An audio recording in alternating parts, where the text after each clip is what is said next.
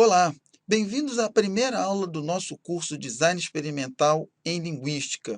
Na aula de hoje, nós vamos ver os conceitos fundamentais da experimentação, ou seja, a aula de hoje é dedicada à introdução ao design experimental. Basicamente, vamos ver o que é um experimento, quais são as suas características fundamentais e conhecer a razão pelas quais os experimentos são feitos. Um experimento é um procedimento no qual alterações propositais são feitas pelo pesquisador nas variáveis que se supõe interferirem em um fenômeno ou em um processo, de modo que se possa observar possíveis mudanças nesse fenômeno, avaliando as razões e a extensão dessas mudanças. Em termos mais simples, um experimento é um procedimento investigativo no qual determinados fatores são manipulados com vistas a compreender como eles afetam determinados fenômenos, e a maneira que temos de saber se eles afetam ou não é observando as respostas que são dadas pelos participantes em um experimento. Por que razão se fazem experimentos? Um experimento planejado e controlado possui como objetivos os seguintes pontos. Em primeiro lugar, determinar os fatores que atuam em um dado fenômeno. Isso é, conhecer quais são os fatores que afetam ou podem afetar um determinado fenômeno. No nosso caso, fenômenos de linguagem, fenômenos linguísticos. Em segundo lugar, um experimento pode pretender investigar se há relações entre esses fatores, ou seja, de que maneira vários fatores podem se combinar entre si de forma a afetar um determinado fenômeno. E, por fim, os experimentos visam também medir a força de cada fator sobre esse fenômeno, porque os fatores podem afetar ou não um fenômeno, e no caso de afetar, podem ter diferentes níveis pelos quais um fenômeno é por eles afetado. Então, de um modo geral, a gente pode dizer que experimentos são feitos para se determinar relações de causa e efeito, certo? O principal objetivo, portanto, de uma experimentação é se determinar as relações causais entre certos fatores e fenômenos. Basicamente, podemos falar que existem três tipos de experimento. Esses três tipos se distribuem pelos vários campos do conhecimento humano. Os campos da física e da química, por exemplo, usam o que nós chamamos de experimento tipo 1, que é um experimento que visa determinar um valor que se supõe constante, ou seja, uma determinada característica e propriedade cujo valor se mantém constante, o mesmo, em todas as observações. É o que acontece, por exemplo, quando se investiga qual é a velocidade da luz ou qual é a medida da força da gravidade. Poderia ser também medir a resistência de um determinado material, ou a sua dureza, ou a carga elétrica de uma partícula. Todas essas coisas são presumidas como terem valores constantes, ou seja, que não mudam conforme vão se fazendo várias medidas. Esses experimentos, então, como eu disse, são típicos da área da química e da física. Já na área das ciências sociais ou da psicologia social, predomina os conhecidos experimentos do tipo 2.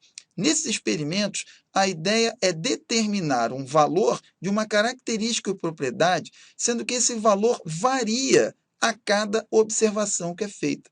Por exemplo, calcular a média de altura de uma determinada população, por exemplo. Cada sujeito participante dessa população vai ter uma altura diferente. Então, o experimento visa saber justamente qual é a média de altura de uma população variável. A mesma coisa podemos falar sobre a renda média. Se um economista tenta caracterizar qual é o PIB per capita, por exemplo, de uma população, e esse valor vai variar conforme cada sujeito testado e cada população observada, certo? É por essa razão que esse tipo de experimento é um experimento que fundamentalmente pretende calcular a variabilidade. Já o terceiro tipo de experimento, aquele que é mais comum nas áreas da psicologia cognitiva e também nas ciências da linguagem, que é o que nos interessa aqui, é o chamado experimento do tipo 3. Nesse tipo de experimento, o objetivo é determinar alterações nos valores de características ou propriedades após modificações nas condições de observação. Por exemplo, se nós desejamos medir o efeito de um remédio ou a eficácia de um método de ensino, o que nós vamos fazer? Nós vamos comparar diferentes remédios, comparar diferentes métodos, né? Observando as condições em que cada um deles é utilizado. Com esse objetivo, a ideia é fazer determinações acerca dos valores dessas características, levando-se em conta as condições de observação. Ok? Então, no experimento do tipo 3, o grande barato é a comparação entre diversos fatores e as condições entre si. Quais são as características fundamentais de um experimento? Na sua forma mais simples, um experimento é um procedimento no qual alterações são feitas nas variáveis, de forma a se observar os efeitos dessas variações sobre as respostas. Para isso, o método experimental assume que todo fenômeno vão ter três fatores fundamentais. Em primeiro lugar, todo fenômeno linguístico, que é o que nos interessa aqui, é produto da ação de determinados fatores. Dito de outro modo, todo fenômeno tem uma causa, e a causa está ligada justamente a esses fatores que intervêm nos fenômenos. Um experimento, portanto, é um procedimento que visa determinar se e em que medida determinados fatores afetam determinados fenômenos. O método experimental vai assumir também que todo fenômeno pode ser observado por meio de respostas controladas. Uma resposta controlada é aquela que é obtida após a manipulação de fatores que influem num determinado fenômeno. Essas respostas controladas e a sua observação permitem ao investigador inferir se os fatores de fato afetam ou não o fenômeno. E, por fim, todo fenômeno sofre a ação de fatores não controlados. Ou seja, por mais que se controlem fatores, sempre resta uma fração deles que afetam o fenômeno, certo? Então, numa experimentação, o grande barato é você maximizar o efeito dos fatores controlados e diminuir o efeito dos fatores não controlados, porque assim fica mais visível o efeito dos fatores controlados e, com isso, fica mais fácil a sua determinação como possíveis causas do fenômeno em estudo. Então, dessa forma, nós vamos ter a seguinte equação que caracteriza o experimento. Todo experimento, portanto, vai ser produto de fatores controlados pelo experimentador no mais alto grau possível, com fatores não controlados pelo experimentador no menor grau possível. A soma dos dois determina as respostas. Então, no experimento, quando os fatores são controlados em alto grau e as respostas são produto desses fatores controlados, nós temos um experimento que avança na direção correta da determinação das suas causas. Agora, quando os fatores controlados influem nas respostas mais do que os fatores controlados, então nós temos um experimento que não está conseguindo apontar as causas corretas. Ok? Então, as respostas em um experimento devem ser sempre função dos fatores que são controlados no maior grau possível e deve-se minimizar até o menor grau possível a influência dos fatores não controlados. Num experimento, os fatores controlados são chamados de variáveis explicativas. Ao longo do curso, nós vamos ver que essa denominação muda. Ela pode ser chamada de fatores em análise, fatores controlados, variáveis independentes e muitos outros nomes diferentes. As variáveis de resposta também têm vários nomes. Podem ser chamados simplesmente de respostas ou de variáveis dependentes e alguns outros nomes mais. Já os fatores não controlados recebem o nome de erros, mas o erro aqui não significa algo errado, significa a parcela dos resultados que é devida aos fatores não controlados, certo? Então, em um experimento, os erros têm de ser minimizados. A fórmula geral, portanto, de um experimento é essa. Vamos ter sempre nele as variáveis de resposta que são medidas ou contadas pelo experimentador, e espera-se que essas variáveis de resposta sejam função em alto grau das variáveis que foram controladas e em menor grau aos erros, certo? E é por isso que esse pedacinho aqui da telinha resume o que eu acabei de dizer. Em um experimento, procura-se maximizar os efeitos das variáveis explicativas, ao mesmo tempo em que se minimiza os efeitos dos erros sobre as variáveis de resposta.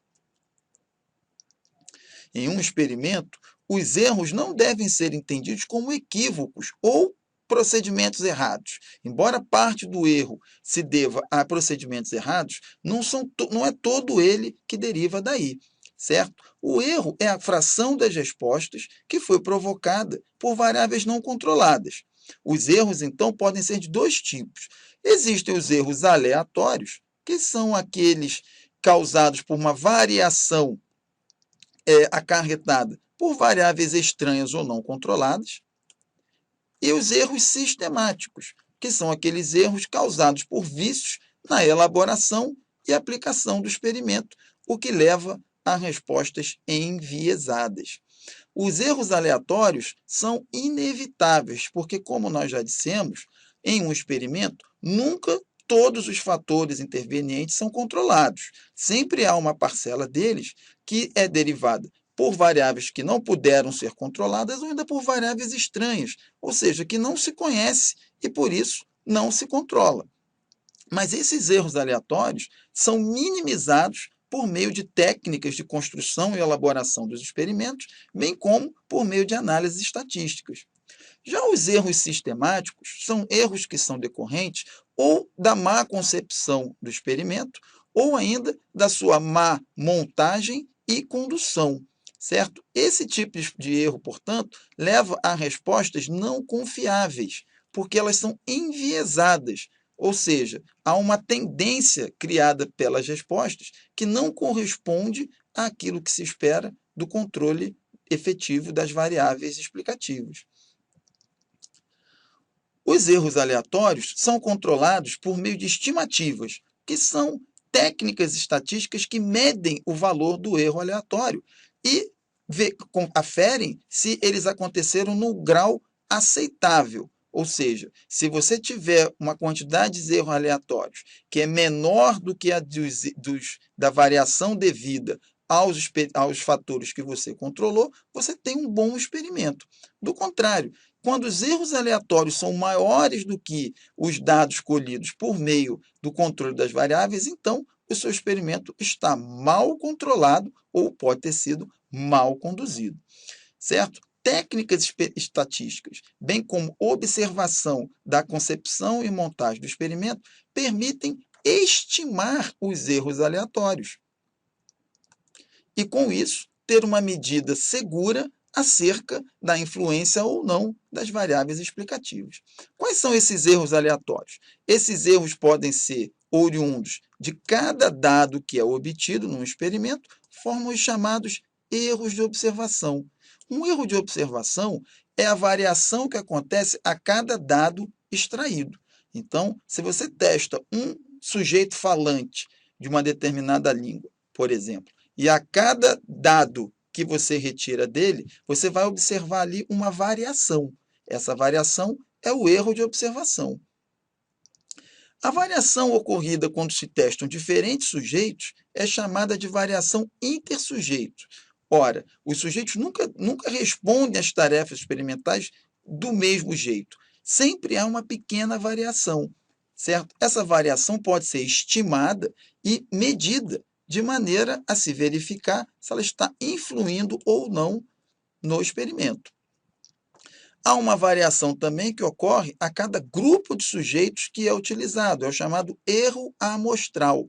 Se testa diferentes grupos de sujeitos, cada um deles vai apresentar um resultado diferente num determinado nível. A jogada é saber se essa variação está dentro do esperado ou não. Caso esteja, é sinal de que o seu experimento está bem controlado.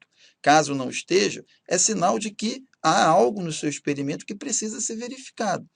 Ok? E isso forma, então, o chamado erro amostral. E, por fim, nós temos uma variação que ocorre a cada vez que o experimento é aplicado. É o erro experimental. Estimando todas essas variações, todos esses erros, os pesquisadores conseguem ter uma medida da segurança das respostas que são obtidas. Para resumir, os erros aleatórios têm de estar num nível tal que não chegam a influenciar as respostas colhidas, que deverão ser, como nós já dissemos, produto das variáveis controladas. Um experimento, então, é uma técnica que compara a variação devida às variáveis controladas com a variação aleatória. As principais características do experimento são a sua validade, a sua confiabilidade e a sua precisão. Um experimento é válido quando os efeitos observados nas variáveis de resposta são, no mais alto grau possível, produto do controle das variáveis explicativas e não apenas produto de erros sistemáticos ou aleatórios. Um experimento é válido, então, quando as variáveis explicativas são bem controladas de maneira a produzir os efeitos que se desejam. Isso acontece quando elas são bem controladas e, com isso, a estimativa dos erros sistemáticos aleatórios é menor do que aquele que foi aferido pelo controle das variáveis explicativas.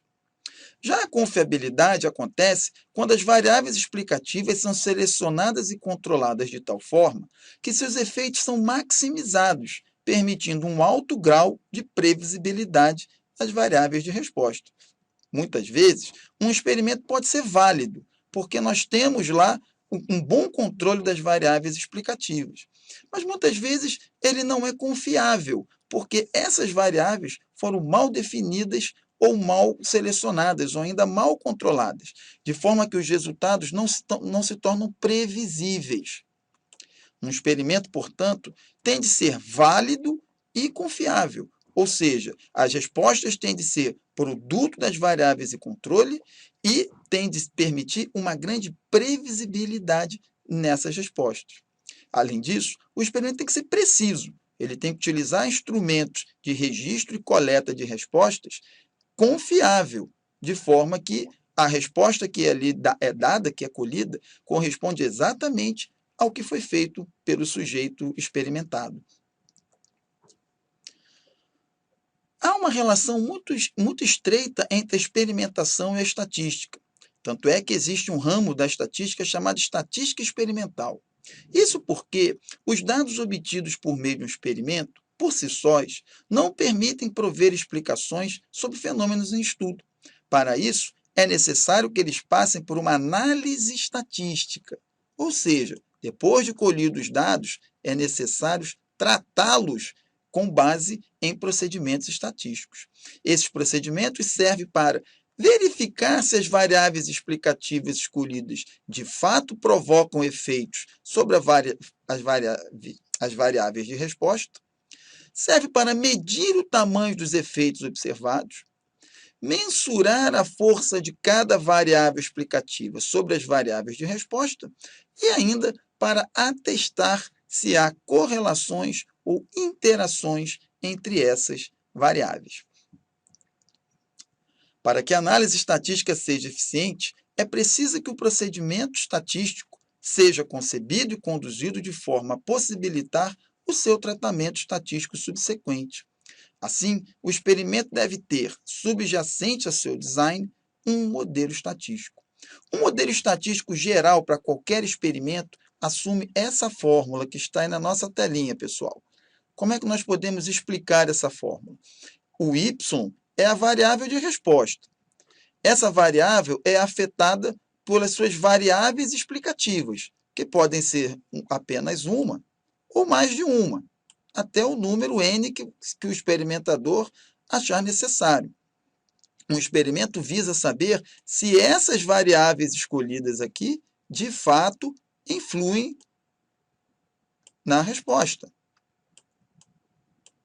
Bem como quer saber a força de cada uma dessas variáveis, e essa força é justamente esse valor beta que precede cada uma das variáveis. Além disso, o experimento tem que estimar os erros, ou seja, a variação aleatória, para que ela possa ser comparada com a variação obtida por meio do controle das N variáveis escolhidas pelo pesquisador, certo? Então, essa fórmula estatística é a que está na base de qualquer experimento. O experimento, então, tem de ser concebido e conduzido de maneira a possibilitar o cálculo final por meio dessa equação, que é por meio dela que nós vamos obter as respostas às questões de pesquisas que são colocadas em uma experimentação. E assim nós terminamos a nossa primeira aula. Nela foram vistos os conceitos fundamentais da experimentação, o que é um experimento, as razões pelas quais experimentos são feitos, bem como as características que devem ter todo experimento, seja linguístico ou não. Em caso de dúvida, você pode postá-la aqui mesmo na nossa plataforma e teremos prazer em respondê-las. A gente espera também que a próxima aula seja útil e lá nós vamos estudar a história da experimentação nas ciências da linguagem. Espero vocês até lá. Um abraço.